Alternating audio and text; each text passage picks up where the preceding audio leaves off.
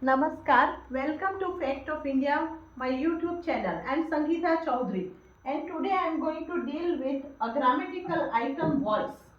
So you can see there are two types of voice. બે પ્રકારના આ grammatical આઇટમમાં voice બે પ્રકારના છે, એક એક્ટિવ અને એક પેસિવ. હવે અહીંયા વાક્ય જુઓ, નેહા વોન્ટ્સ અ ટોય. નેહાને ટોય જોઈએ છે. વોઇસની અંદર ત્રણ વસ્તુ આપણે બહુ જ જરૂરી છે. એ ફર્સ્ટ છે સબ્જેક્ટ, બીજું છે વર્બ અને ત્રીજું છે ઓબ્જેક્ટ. આપણે જ્યારે વોઇસ શીખીએ છીએ ત્યારે ત્રણ વસ્તુ આપણે શોધવી પડે. એક સબ્જેક્ટ એટલે ક્રિયાનો કરનાર છે તે કર્તા, જે ક્રિયાપદ કરવામાં આવે છે તે કર્મ, અને એ શું અને કોને પ્રશ્ન પૂછે એ જે જવાબ મળે તે એ ઓબ્જેક્ટ એટલે કર્મ. બરાબર? તો એક્ટિવમાંથી પેસિવમાં જ્યારે આપણે ફેરવવાના હોય તો આ યાદ રાખવાનું છે કે કર્મને આધારે જો વર્તમાન કાળવાળું વાક્ય હોય તો ઇઝ એમ આર નો ઉપયોગ થાય છે. આ વર્તમાન કાળવાળું વાક્ય છે, નેહા વોન્ટ્સ અ ટોય. તો આપણે એક્ટિવમાંથી પેસિવમાં ફેરવીએ એટલે હવે પહેલા કર્મની સ્થાન બદલાય છે. બરાબર?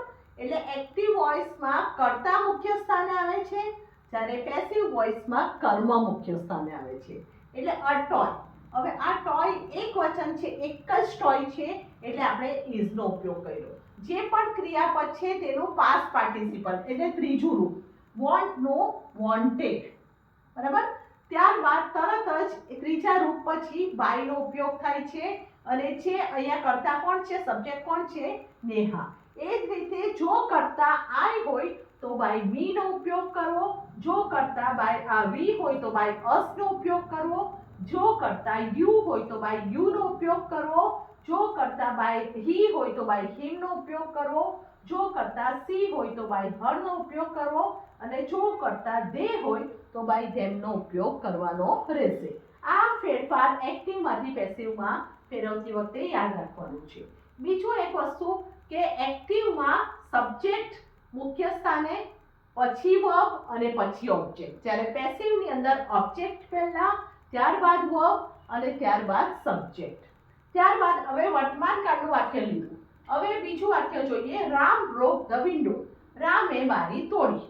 કોણે તોડી? રામ. એટલે આ ક્રિયાનો કરનાર સબ્જેક્ટ કોણ છે? રામ.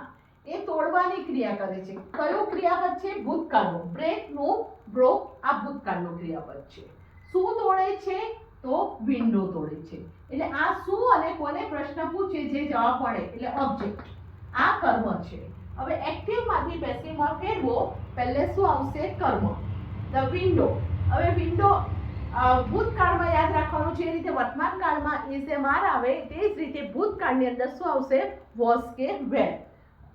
વિન્ડો એક વચન છે એટલે આપણે શું લેશું? વોઝ. આનું ત્રીજું રૂપ બ્રેક, બ્રોક, બ્રોકન. એટલે આ ત્રીજું રૂપ લીધું, પાસ્ટ પાર્ટિસિપલ લીધું, ભૂતપૂર્વપદ લીધું, અને તરત જ બાય અહીંયા વ્યક્તિનું નામ આપ્યું જ છે તો આપણે એનો ઉપયોગ કરવાનો. બરાબર? હવે થર્ડ સેન્ટેન્સ જુઓ, he will play the match. આ ભવિષ્યકાળ, વર્તમાન કાળ, ભૂતકાળ અને ભવિષ્યકાળ. હવે ભવિષ્યકાળ વાળું વાક્ય જુઓ, એ મેચ રમશે. રમનાર વ્યક્તિ કોણ છે? તે. ક્રિયાપદ છે વિલ પ્લે, ભવિષ્યકાળ વાળું ક્રિયાપદ છે. શું રમશે? મેચ. એટલે આ કર્મ છે. હવે એક્ટિવમાંથી પેસિવમાં ફેરવો છો, પહેલે કર્મ આવશે, ધ મેચ. અહીંયા વિલ નો ઉપયોગ છે. ભવિષ્યકાળમાં વિલ અને શેલ બેનો જ ઉપયોગ થાય છે. બરાબર? એટલે આપણે વિલ નો ઉપયોગ કર્યો. પછી બી, પ્લે નું ત્રીજું રૂપ શું થઈ જાય? પ્લેડ. અને તરત જ હી છે એટલે અહીંયા જે રીતે તમને સમજાવ્યું હતું તે રીતે હી ની બદલે શું લેવાશે? By him. So I am sure you all are clear with this topic voice. આ તમને બધાને આ વોઇસનું જે ટોપિક છે, આ ત્રણ ઉદાહરણ અલગ અલગ કાળના ઉદાહરણ દ્વારા મેં આપને સમજાવ્યું છે. અને જો આપને કોઈ પણ ક્વેરી હોય તો આ જે વિડીયો છે હું યુટ્યુબ પર અપલોડ કરું છું, અને એ વિડીયોની અંદર તમે કમેન્ટમાં પૂછી શકો છો. Okay, so today this much topic is enough for today.